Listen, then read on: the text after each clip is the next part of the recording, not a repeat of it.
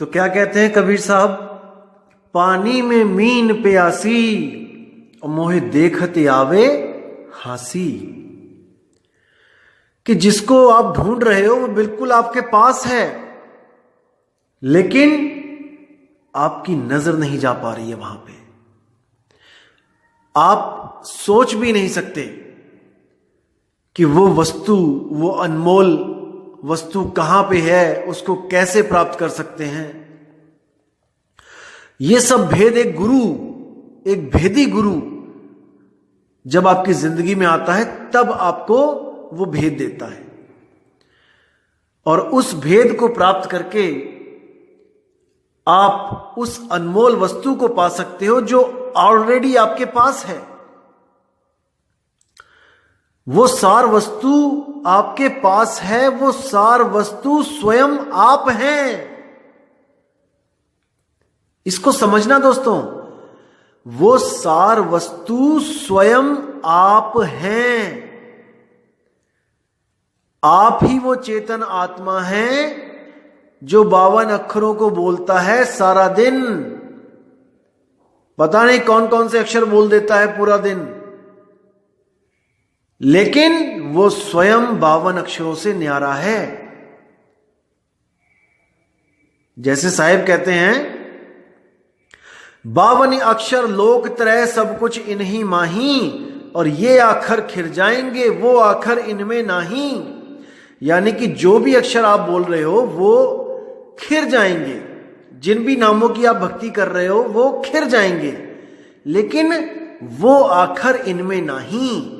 जो वो अक्षर है, आत्म अक्षर है, वो इन 52 में नहीं है। वो तो इन 52 को पैदा कर रहा है, वो तो स्वयं अबोल है, और इन बोल 52 अक्षर को पैदा कर रहा है। ये जो बोल है, जो पूरा दिन आप बोलते हो, यही 52 अक्षर है। इन्हीं को बोलते बोलते आपने भगवानों के नाम भी बोलना शुरू कर दिए, और उसी को मंत्र जाप बना के उसी को रटना शुरू कर दिया। जहां बोल तहां अक्षर आवा, और जहां अबोल तहां मन न रहावा। बोल अबोल मदि है सोई, और जस ओ है तस लखे ना कोई।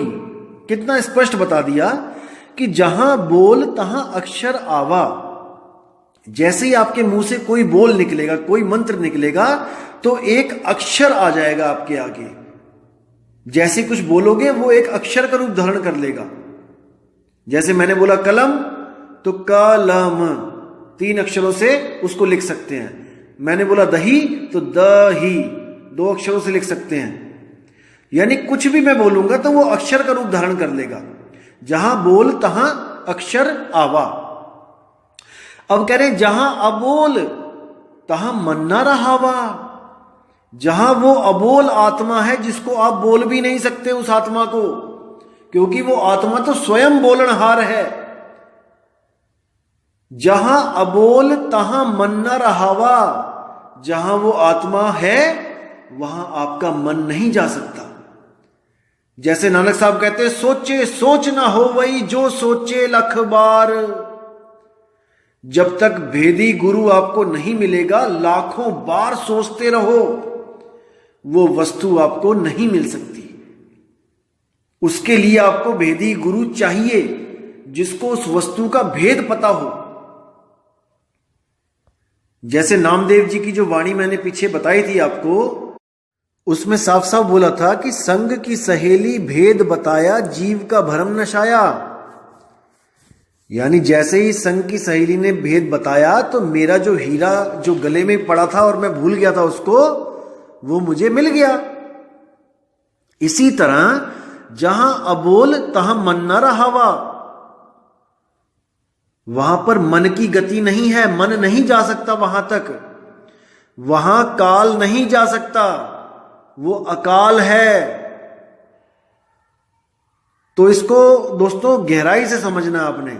आगे क्या कहते हैं, बोल अबोल मधि है सोई, जस ओ है तस लखे न कोई। यानी कि बोल अबोल मधि है सोई। जितने भी बोल हैं ये अबोल के मध्य में हैं, यानी कि अबोल से ही पैदा हो रहे हैं। इस अबोल को जानना है दोस्तों, बोल को नहीं जानना है, मंत्रों को नहीं जानना है। ये आपने और हमने और ऋषि मुनियों ने बैठ के बनाए हैं तसल्ली से। साहिब कहते कोटि नाम संसार में, करोड़ों नाम है संसार में, इनसे मुक्ति ना होए, और गुप्त नाम सतपुरुष का पावे बिरला कोई। अब सतपुरुष भी एक नाम है, लेकिन साहिब कहते हैं सतपुरुष भी नहीं, सतपुरुष का भी एक नाम है जो गुप्त है। गुप्त नाम सतपुरुष का, यानी कि सतपुरुष के अलावा भी कोई एक ऐसा नाम है जो गुप्त है। वो है अबोल नाम, अकह नाम, अनामी नाम, निअक्षर नाम। समझो इसको मेरे भाइयों, समझो। अभी नहीं समझे तो कभी नहीं समझ पाओगे।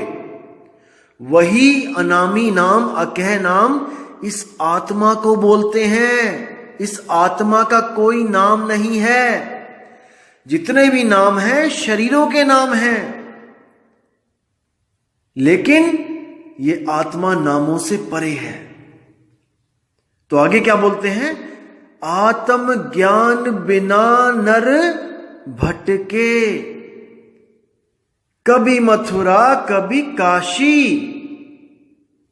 इस भजन में बोला है आत्म ज्ञान बिना सब झूठा, क्या काबा क्या काशी। मतलब एक ही है दोनों का, कि आत्म ज्ञान के अलावा अगर आपको कोई भी ज्ञान बताया जा रहा है दोस्तों, वो झूठ है, उसको त्याग दो। कभी काबा कभी काशी, कभी काबा भाग रहे हैं, कभी काशी भाग रहे हैं, कभी मंदिर भाग रहे हैं, कभी मस्जिद भाग रहे हैं, कभी गुरुद्वारा भाग रहे हैं, कभी किसी गुरु के पास भाग रहे हैं, कभी किसी गुरु की शरण में जा रहे हैं, कभी कहीं पे डंडे खा रहे हैं, कभी कहीं पे झगड़ा कर रहे हैं, कभी कहीं पे गोलियां चल रही हैं। दोस्तों हमें आत्मज्ञान चाहिए था, हम कहां उलझ के रह गए। इतना कुछ होने के बाद भी आत्मज्ञान के नाम पे जीरो हैं हम अभी भी। क्या फायदा हुआ इतना बलिदान देने का, इतने कष्ट सहने का? जो मूल ज्ञान है वो तो है ही नहीं।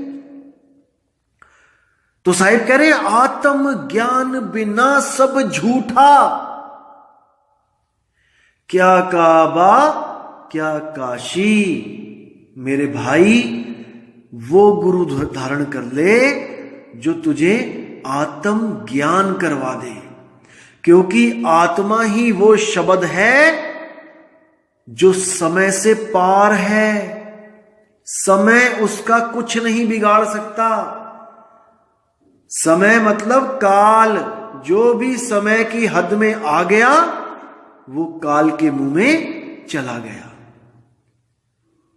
इसीलिए कहा जाता है जब तक ना चीन्होगे आत्म तब तक ना मिली है परमात्म। जब तक तुम अपनी आत्मा को नहीं चीन्होगे, तुम्हें यह ज्ञान नहीं होगा कि मैं एक आत्मा हूं, मैं आत्मदेव हूं, मेरी जन्म और मेरी मृत्यु नहीं होती, मैं जन्म मरण से न्यारा हूं, लेकिन मैं भूल के कारण इस दुनिया में आया और जन्म मरण के चक्कर में पड़ गया। इसको समझो मेरे भाइयों, यही मूल ज्ञान है। घर में धरी वस्तु नहीं सूझे। कितनी प्यारी, कितनी गहरी बात है यहां पे। देखो कितना क्लियर कर दिया साहिब ने, बात ही खत्म कर दी। अब कई लोग कहते हैं जो वस्तु मेरे पास है वो पूरे ब्रह्मांड में नहीं है। देखो उन अज्ञानियों को क्या बोल रहे हैं साहिब, घर में धरी वस्तु नहीं सूझे, बाहर ढूंढन जासी। घर में वस्तु पड़ी हुई है, लेकिन हमें खबर ही नहीं है, पता नहीं कहां कहां भटक रहे हैं हम, और ऐसे ऐसे गुरुओं के चक्कर में पड़ रहे हैं जो वो सार वस्तु हमारे कान में डाल रहे हैं। देखो कितनी बड़ी हमारी फूटी किस्मत है जो ऐसे ऐसे संत पड़े हैं यहां पे, जो हमारी वस्तु जो हमारे घर में पड़ी है वो नहीं लखा सकते क्योंकि उनको भेद ही नहीं पता है, और भरमाने के लिए हमारे सिर पे हाथ रख के कान में वस्तु डाल रहे हैं। देखो कितनी बड़ी दुविधा है, कितने फूटे भाग हैं उन जीवों के जो ऐसे ऐसे गुरुओं की शरण में बैठे हैं और सोच रहे हैं कि हमारे गुरु के पास वो वस्तु है जो पूरे ब्रह्मांड में नहीं है। अंत समय में उन हंसों के साथ जो होगा दोस्तों, उसको सोच के रूह कांप जाती है। वो सहज अवस्था में प्राण नहीं त्याग पाएंगे क्योंकि उनको वस्तु का पता ही नहीं है। जब वो वस्तु मिलती है दोस्तों, तो आप निर्भय पद को प्राप्त हो जाते हो और आप अपने शरीर को ऐसे उतार के रख देते हो जैसे हम आम जिंदगी में कपड़े उतार के साइड रख देते हैं। ऐसे अपने शरीर को आप मौत के वक्त उतार के साइड रख दोगे। आंखें खुली होंगी और सुरती मालिक के साथ जुड़ी होगी, सुरती अपने स्वरूप के साथ जुड़ी होगी। अब क्या करना है फिर? बस सहजता के साथ इस शरीर को उतार के साइड में रख देना है। जब मौत आएगी, इसको बड़ी सहजता से इसको छोड़ना है। जैसे हम कपड़े आराम से उतारते हैं और आराम से साइड में रख देते हैं, ऐसे ही आराम से बैठे बैठे और अपने स्वरूप को प्राप्त हो जाना है। मोक्ष, मुक्ति, कुछ नहीं करना। अरे ना कहीं जाना ना कहीं आना, आपे में आप समाना हो। ये मूल ज्ञान है कबीर साहब का, इसको समझो मेरे भाइयों। आगे क्या कहते हैं? अब कहते हैं मृग के नाभि माह कस्तूरी। वाह, कि मृग की नाभि में ही कस्तूरी है, पर बन बन खोजत जासी, बिना भेद के खोजता फिर रहा है, भटक रहा है, लेकिन वस्तु पास होते हुए भी बहुत दूर है।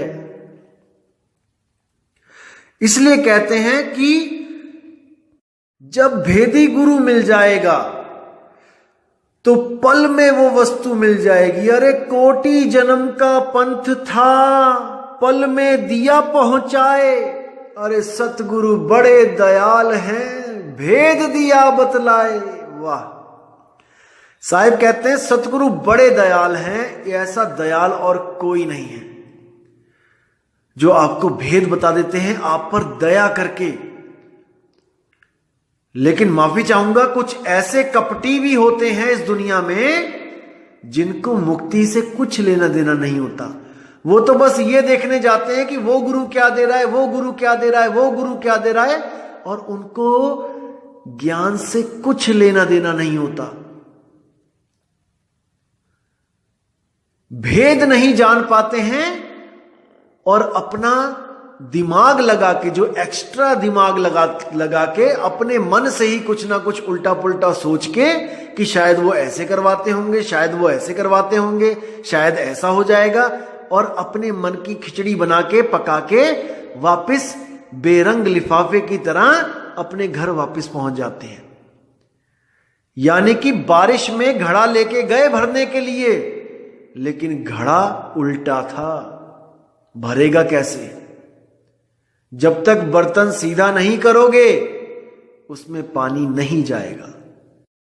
तो साहिब कह रहे हैं वस्तु तुम्हारे पास है, वो सार वस्तु तुम्हें कोई दे नहीं सकता, कोई भी नहीं दे सकता। अरे उस कस्तूरी कौन दे सकता है हिरन को, मुझे कोई बताए। लेकिन भेद ना होने के कारण उसके पास जो कस्तूरी है वो उससे बहुत दूर है। कस्तूरी कुंडल बसे मर्ग ढूंढे बन माही, अरे ऐसे रमता राम है दुनिया जाने नाही। वो रमता राम वो सब में बस रहा है, लेकिन बलिहारी व घट की जिस घट परगट होई, यानी बलिहार जाता हूं मैं उस घट की जो विवेक के द्वारा इस ज्ञान को समझ जाता है कि वो परमात्मा कहीं और नहीं है, हमारे पास है, सबके पास है। वो किसी सतलोक में नहीं बैठा है, किसी कुर्सी पे, किसी मेज पे, किसी तख्त पे। वो किसी स्वर्ग में नहीं बैठा है इंद्र बन के, वो किसी ब्रह्मलोक में नहीं बैठा है ब्रह्म बन के। भाई वो घट घट मेरा साइया है, सूनी सेज न कोई, और बलिहारी व घट की जिस घट पर घट होई। तो आगे कहते हैं, मृग के नाभि माह कस्तूरी, बन बन खोजत जासी, और कहें कबीर सुनो भाई साधो, सहज मिले अविनाशी। कि वो अविनाशी सहज ही मिलेगा। सहज योग जब करोगे, सहज साधना करोगे, तब आपको समझ में आएगा कि वो कैसे मिल सकता है सहजता से।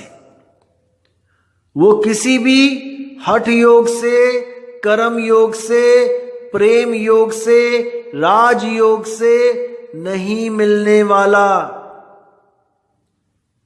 वो केवल और केवल सहज योग से मिलेगा। सहज योग का मतलब क्या है? सुरती को सारी दुनिया से हटा के एक शब्द में लगाना, और वो एक शब्द ही सार शब्द है जो 52 अक्षरों से न्यारा है।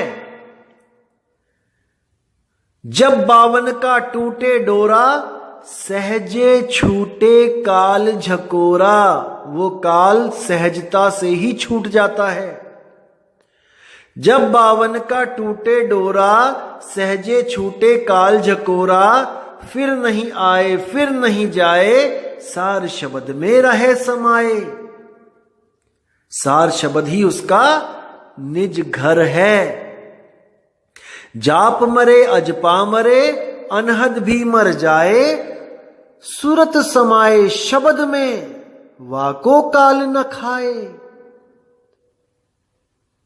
अगर सार शब्द में वो सुरत समा गई तो काल की पहुंच वहां तक नहीं है। काल वहां पहुंच ही नहीं सकता।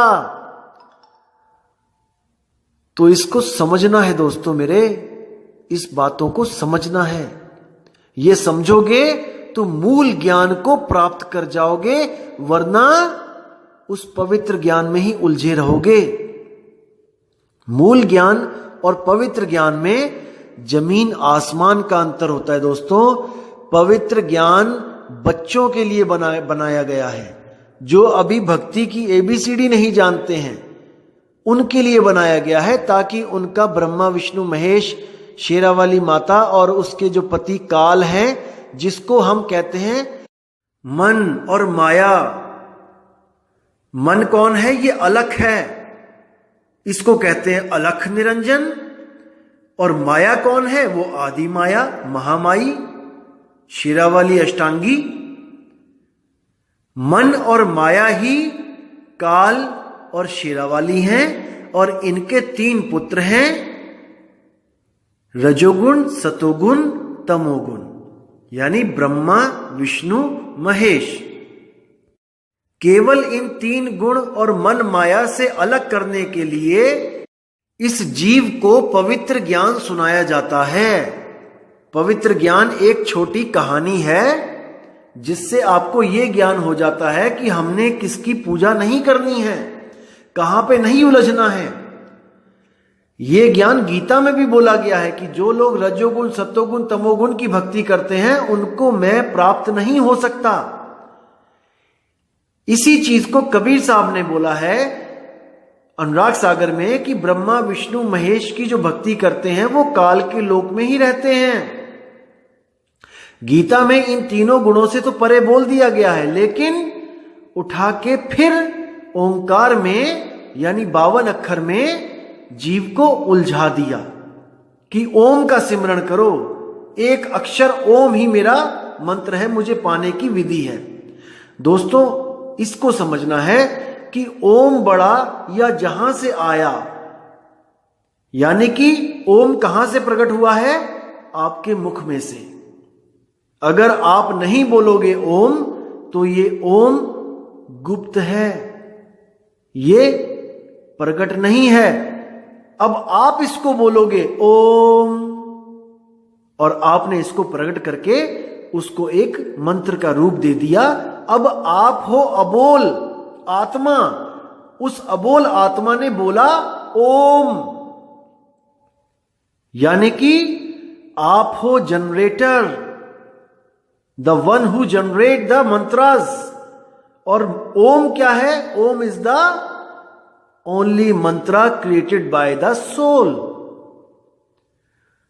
तो हमने ये देखना है कि क्रिएटर बड़ा है कि क्रिएशन बड़ी है।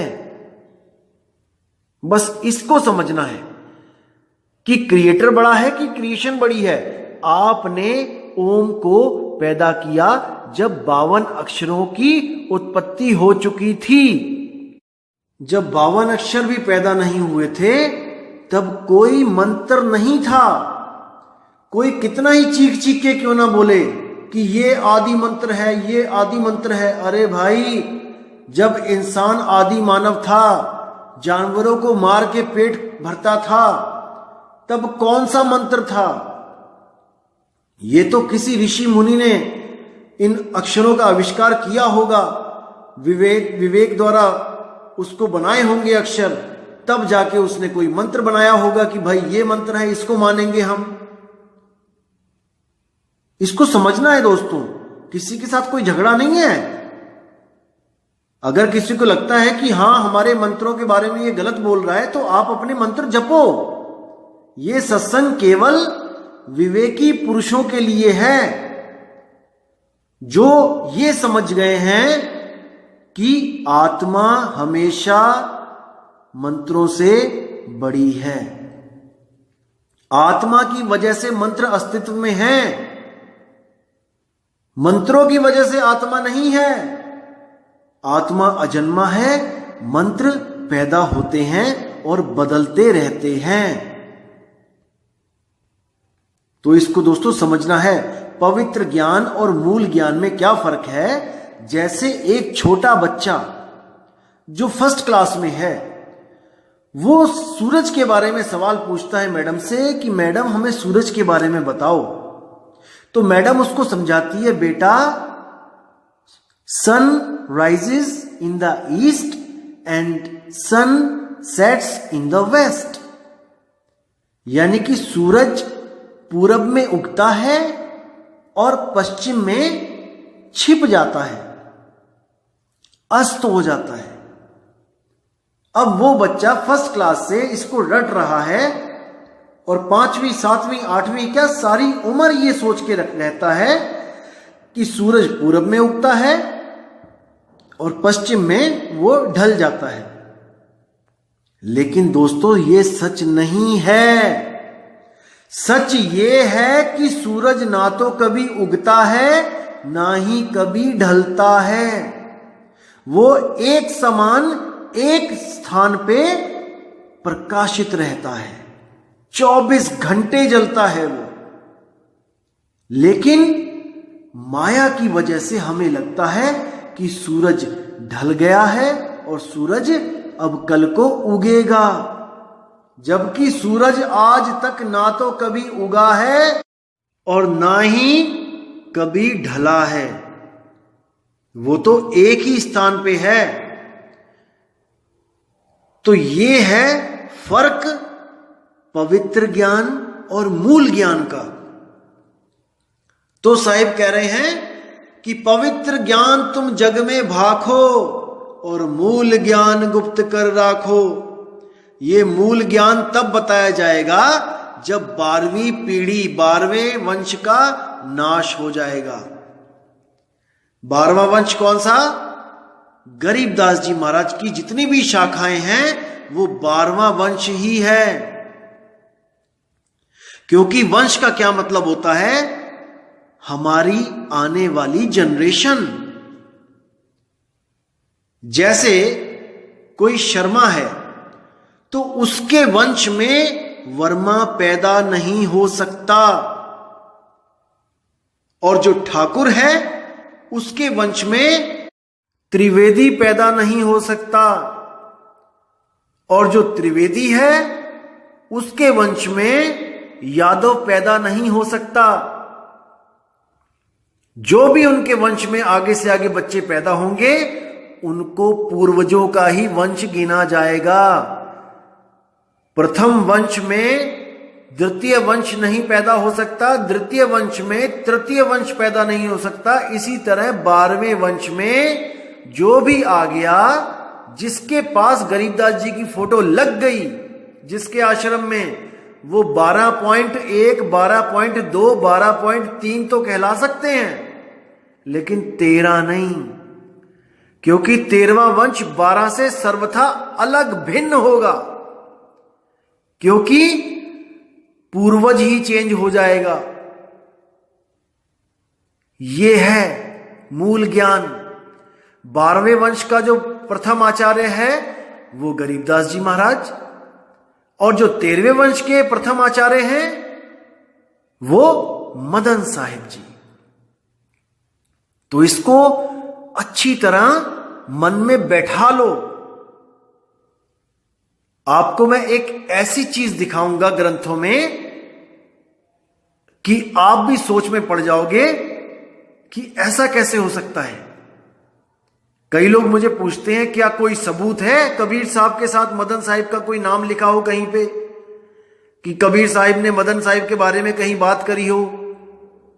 दोस्तों है, और श्री गुरु ग्रंथ साहब में ही दिखाऊंगा, कबीर साहब की वाणी में आपको दिखाऊंगा, जहां पे दोनों का नाम एक साथ लिखा है और गुप्त भेद रहस्य भी बताया गया है वहां पे।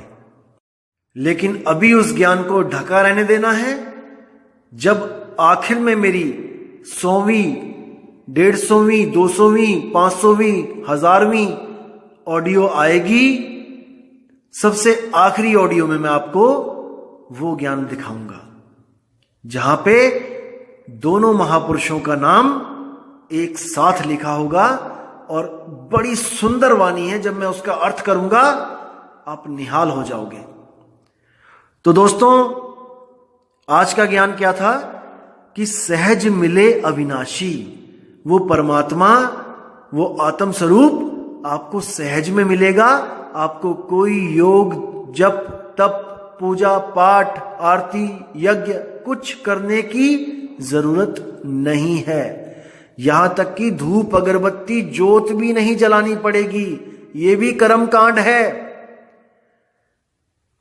साहिब कहते हैं, भला हुआ मेरी माला टूट गई, मैं राम भजन से छूटी। मतलब अच्छा हुआ मुझे सतगुरु मिल गए, मेरी माला फाला, अगरबत्ती, जोत, देसी घी की जोत, मंत्र शंतर तंत्र सब कुछ छुड़वा दिया मेरे सतगुरु ने। तो दोस्तों, इस निर्मल ज्ञान को समझना है विवेक के द्वारा, और ये दास आपकी हर मदद करने के लिए तत्पर है। दोस्तों, 550 से ज्यादा मेल आ गई हैं जो लोग एड्रेस मांग रहे हैं गुरु जी के सत्संग का। कहां बैठाएंगे 550 लोगों को? वो जगह बहुत छोटी है। हमारे गुरु जी कोई करोड़पति अरबपति नहीं है। मन लागो मेरो यार फकीरी में, और जो सुख मिलता राम भजन में, सो सुख नहीं अमीरी में।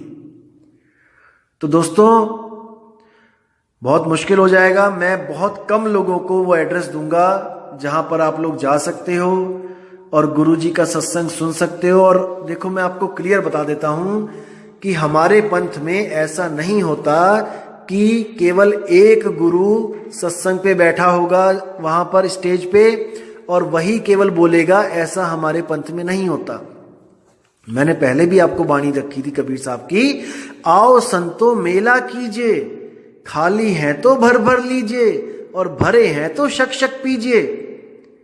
यानी कि संतो मेला कीजिए, वहां पे आपको मेला दिखाई देगा। कम से कम 10 से 15 20 संत आपको स्टेज पे बैठे दिखाई देंगे। हर संत को अधिकार होगा अपनी बात रखने का, वाणियों के द्वारा आपको वो समझाएंगे और आपने निर्णय करना है वाणियों को सुन के कि कौन संत कहां की महिमा गा रहा है और किस शब्द का वो भेदी है। समझ रहे हैं? वहां पर ऐसा नहीं है कि आप किसी पंथ में जाके देखो तो वहां पे एक ही गुरु होता है, वो कभी दूसरे गुरु को इनवाइट तक नहीं करता है कि भाई मैं भी परमात्मा का प्रचार कर रहा हूं, आप भी परमात्मा का प्रचार कर रहे हो और परमात्मा एक है, आओ आज मेरी गद्दी पे आप बैठ के सत्संग करो। दोस्तों, ऐसा कोई नहीं मिलेगा आपको। ये सब गुरु जो बैठे हुए हैं ना अपनी अपनी दुकानों पे, ये सब चौधरी बने हुए हैं। इनको दूसरा चौधरी नहीं चाहिए अपनी गद्दी पे। ये स्वयं परमात्मा बन के बैठे हैं कि जो मैं हूं वो कोई भी नहीं है, और बातें करेंगे कि सब में परमात्मा है। अरे आपने कभी किसी और पंथ वाले गुरु को बुलाया है अपनी गद्दी पे बैठ के वो उसी परमात्मा का गुणगान करे जिसका आप कर रहे हो? अगर परमात्मा एक है तो ये केवल आपको सुनाने के लिए कहते हैं कि परमात्मा एक है। इनके मन भी एक नहीं हुए हैं इन गुरुओं के। चोरी छुपके बीच बीच में टांग खींचते हैं एक दूसरे की कि वो सतगुरु नहीं है, सतगुरु तो हम हैं। हम 5 नाम देते हैं, हम 3 नाम देते हैं, यानी कि अपने आप को भी अलग कर लेते हैं बाकियों से। परमात्मा एक है लेकिन नाम ये 5 देते हैं महाराज जी। अब इनसे कोई पूछने वाला नहीं ना कोई कि जब परमात्मा एक है तो ये 5 नाम क्यों देते हो? जो एक नाम दे रहा है क्या उसका परमात्मा छोटा हो गया क्योंकि एक नाम है, और 5 नाम वाले का परमात्मा बड्डा हो गया, बड्डियां जोता वाला हो गया? तो इस भरम जाल में इन संतों ने उलझा रखा है। असल में ना तो एक नाम, ना 5 नाम, ना 10 नाम, वो तो अनाम है, उसका तो कोई नाम नहीं। और जो उसमें फर्क करता है कि वो 1 और 2 और 3 और 4 में मिलेगा, उसको अभी कुछ पता नहीं। राम कबीरा एक हैं, कहन सुनन में 2, और 2 करके वो जानते जिन्हें सतगुरु मिलाना हो। वो आत्म तत्व एक है, चाहे उसे राम कह लो, चाहे उसे कृष्ण कह लो, चाहे उसे विष्णु कह लो, चाहे उसे ब्रह्मा कह लो, चाहे उसे कुछ भी कह लो, लेकिन हमने आत्म तत्व को जानना है, ना कि शरीरों की पूजा करनी है। राम कृष्ण हनुमान से हमें कोई प्रॉब्लम नहीं है, वो भी आत्म देव हैं, लेकिन वो अपने आत्मा को पहचान नहीं पाए। वो भी किसी ना किसी मंत्र का जाप करके इस दुनिया को अलविदा कह के अपने अपने धाम को चले गए। कहने का ये मतलब है, आप किसी भी गुरु की वाणी उठाओगे, आप किसी की भी वाणी उठाओगे, वहां पर नाम की महिमा मिलेगी, लेकिन वो नाम अनाम है। इसको समझना है दोस्तों, तभी कॉन्सेप्ट क्लियर होंगे। तो दोस्तों, वीडियो ज्यादा लंबी हो गई है आज, और मैं अब आपसे विदा चाहूंगा और उम्मीद करूंगा कि आपको ये समझ में आ रही होंगी मेरी बातें। ये कबीर साहब का मूल ज्ञान है, इसको बहुत ही धैर्य के साथ समझना है। मैं 5 दिन में भी अगर कोई ऑडियो डालता हूं तो आप फिक्र मत करें, मैं कहीं जा नहीं रहा हूं, आपकी सेवा में मैं तत्पर हूं, लगा हुआ हूं, विवेक जगाने में लगा हुआ हूं। लेकिन जिस दिन मैं कुछ नहीं डालता हूं, उस दिन आपने मेरी पिछली ऑडियोज 4-4, 5-5 बार सुननी है, ताकि उसमें से कुछ गहरे रहस्य आपको बार बार पता लगते जाएं। मैं अभी कमेंट चेक कर रहा था, एक भाई ने मुझे क्या बोला कि सॉरी भैया, मैंने आपसे जो पीछे सवाल पूछा था, ये वीडियो मैंने दोबारा जब सुनी तो मेरा वो सवाल कॉन्सेप्ट क्लियर हो गया। तो दोस्तों, आपके सारे कॉन्सेप्ट क्लियर होंगे, एक बार नहीं सुनना है इसको आपने बार बार सुनना है। धर्मदास जी को 100 बार सुनाया कबीर साहब ने ये ज्ञान, लेकिन उसके दिमाग में ही नहीं गया। इसलिए कबीर साहब ने अनुराग सागर की एक कहानी बना के उसको समझाने की कोशिश करी,